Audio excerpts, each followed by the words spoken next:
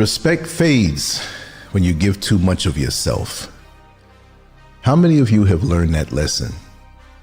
When you're overextended, when you're drained, you've given so much of yourself, yet you see the respect that you thought you had start to fade. Welcome back to the Scurv podcast. This is LANCESCURV. I want to talk to you about that. It's almost like when you have a full bank account, or actually a lot of money, and the money fades. The respect that people give you when you have less money seems to go away, because not that they were using you for the money, but in the back of their mind, you have less, so your value is less. And that's for those who value money. Some people, their faces light up when they see you because you may have a bit of fame, notoriety, or status. And if that fame goes away or the status is reduced to the point where they consider you nothing at this point, the respect fades and disappears. This is how the world is. And for me, I can think of times when there were so many people fighting to get my attention or to be in my company. And when you get older, you realize that, where are those people? What were they around me for? And you realize that respect faded, but was it really respect? But then you become more economical after learning these lessons. And one thing I'll always say, and I've said that recently within the last year, you just don't look at people and try to figure them out. Sometimes you'll never figure them out. The main thing is that you have to understand how people view you. There are a lot of genuine people out here, no doubt. But I would say the vast majority of people in this day and age are not genuine and transparent. There's always a secret motivation and hidden agenda behind them coming around you. They want something, even if it's an intangible. You see? So this is why I kind of went deep on this, and I'm going to share a few words with you. And I'm looking forward to your feedback. But before we move forward, I want to say to keep in contact with my work, go to LANCESCURVX.com and put in your email. That way you can get my content directly into your inbox. Because when people start to, or these platforms begin to, play around and start shadow banning or unsubscribing people, then we lose connection, and that's not good. So we have to make sure to take that extra step. Do that for me, and we'll have a smooth ride, and we'll always remain connected. But let's start out by saying this. Most men are taught that the path to respect is paved with honesty, generosity, and emotional openness. They are told that being understood leads to acceptance, and acceptance leads to safety. This belief is repeated so often that it becomes instinct. Men give freely, speak openly, explain themselves endlessly, and wonder why they feel overlooked, undervalued, or taken for granted. Now, this pertains to women also. This is just the way I write. When I say most men, it could mean just that. But most of these principles that I speak on and lessons that I've learned pertains to both sexes. So don't think that I'm just ignoring you, because women feel the same way too. You give freely, speak openly and transparently, explain yourself endlessly and wonder why you feel overlooked, undervalued, and taken for granted. How many women feel this way? Maybe not now, but at some point in your dealings in a relationship. So it's both sexes. So just understand that. What most never realize is that the world does not reward exposure. It rewards control. It does not respect what is easily accessed. It values what feels measured, selective, and slightly out of reach. Power is not loud, emotional, or desperate to be seen. Power is calm, contained, and deliberate. There are forces shaping every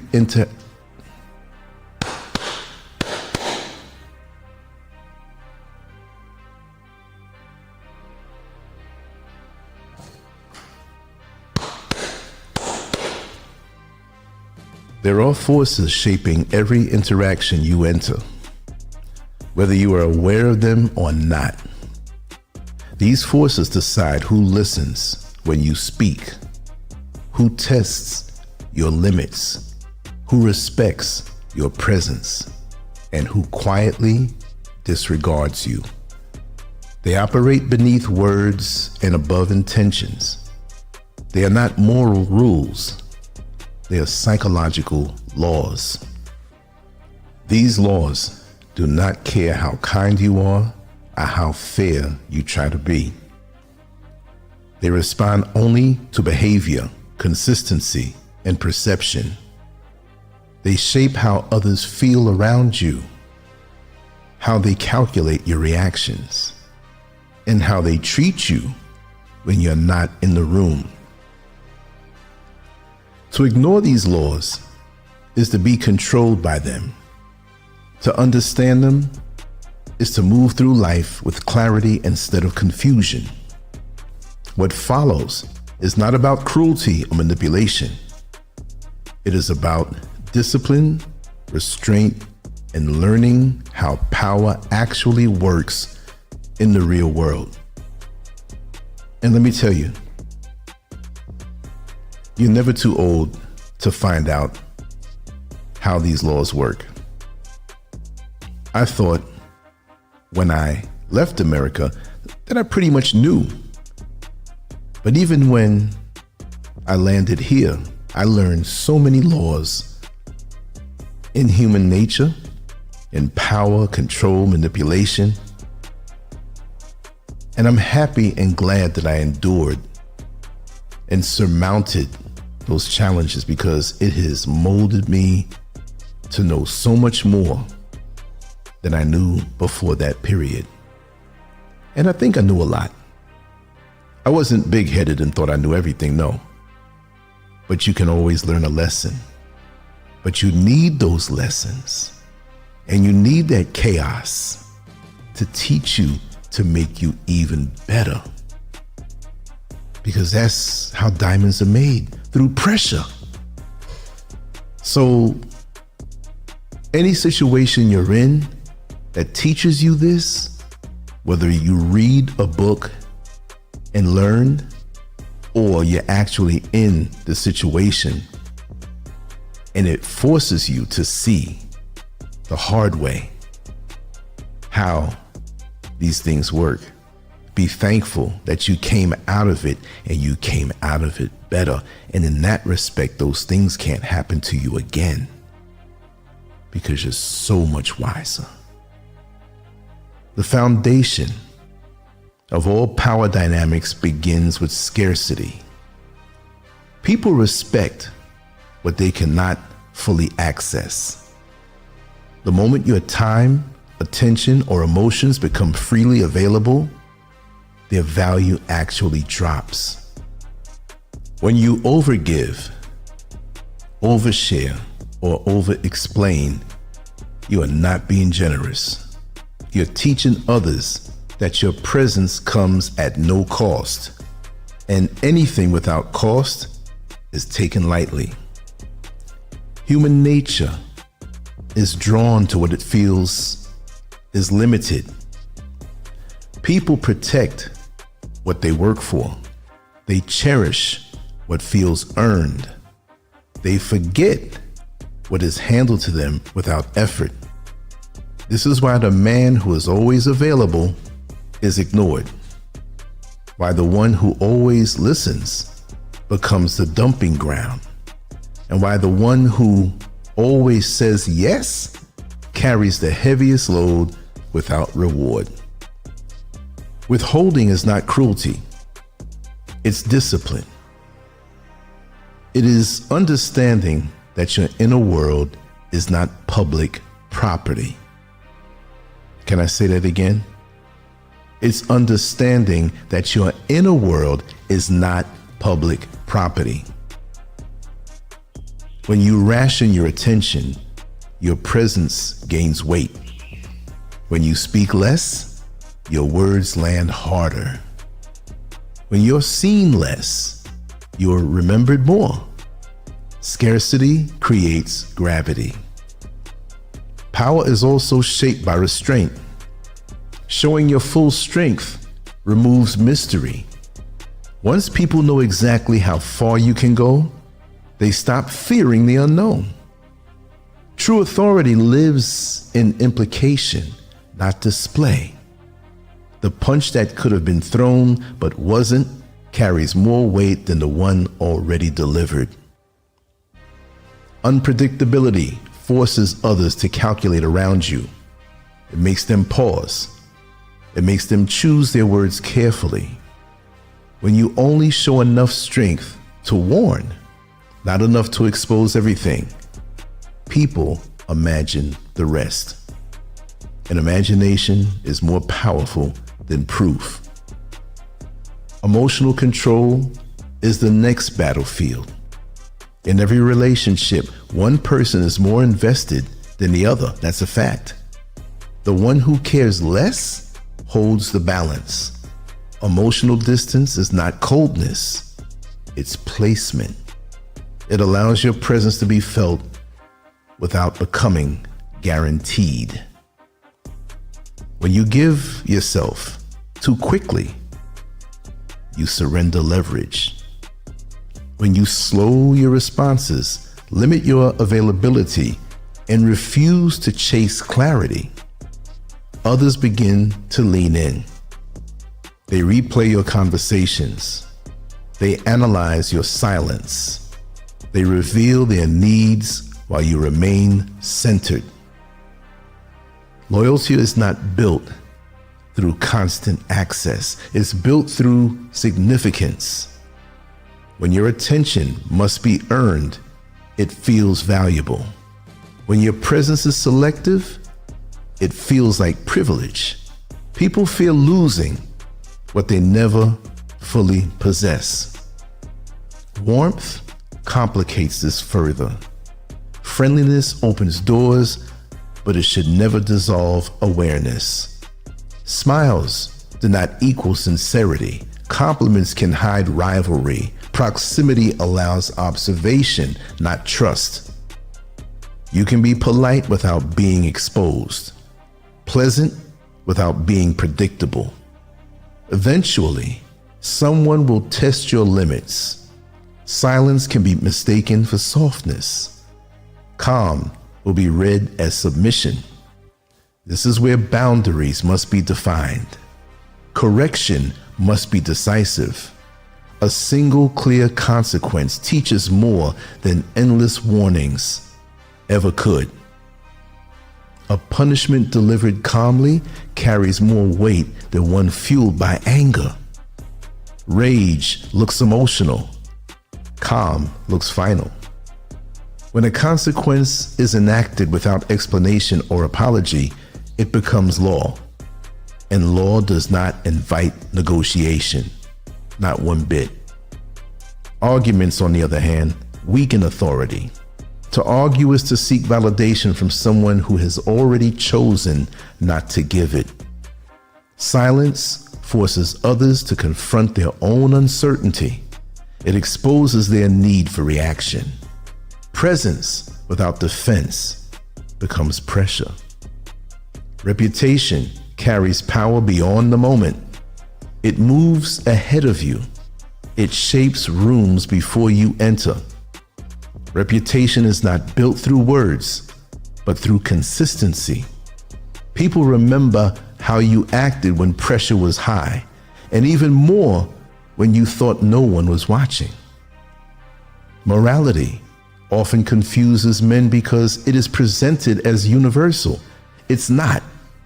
It's situational and frequently enforced by those who benefit from your compliance. Strategic thinking asks a different question. Not what looks right, but what strengthens your position. Power ultimately exists where belief forms. If people assume you're powerful, they treat you accordingly. Stillness signals control. Urgency signals fear. Calm reactions cause others to assume you know something they don't, and belief becomes reality. Many men lose power not through enemies, but through the desire to be loved. Admiration sustains authority. Needing affection dissolves it. When a man fears losing approval, he begins to soften his edges. Familiarity replaces respect. Betrayal, when necessary, must be clean. Hesitation poisons both sides. A slow exit creates resentment. A decisive cut creates clarity. And once a bond is broken, it remains broken and must remain broken. Returning invites danger.